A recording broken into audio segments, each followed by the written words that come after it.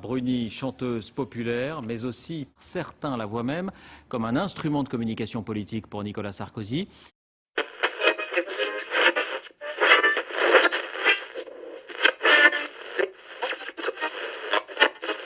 On savait Monsieur Sarkozy fasciné par la vie politique américaine. En 2015, il avait déjà montré son américanophilie en décidant de rebaptiser son parti en mal de crédibilité auprès de médias toujours à l'affût d'affaires Big Millions en cascade et d'électeurs excédés par ses mensonges à répétition.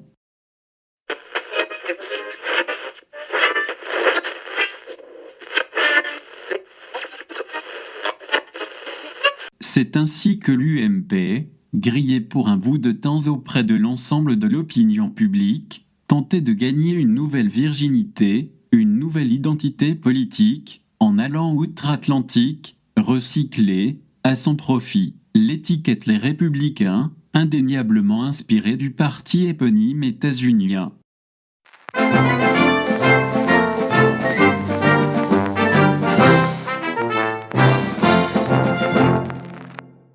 En 2016, Monsieur Sarkozy, désirant aller toujours plus loin dans l'identification à ce pays capable d'élire à la fonction suprême un acteur spécialisé dans les rôles de cow-boy hollywoodien, vient de franchir une étape décisive.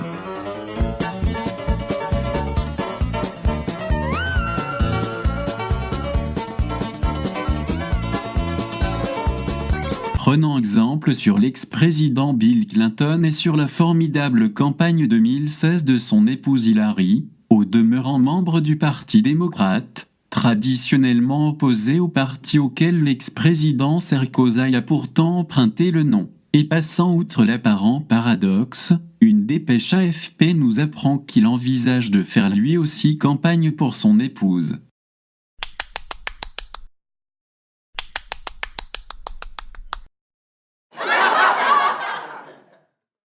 Il a en effet déclaré à notre confrère le magazine Voilu, « Avec Carla, c'est du sérieux. » Comme on pouvait s'y attendre, les réactions des grands dirigeants politiques n'ont pas tardé à envahir les écrans et les réseaux sociaux.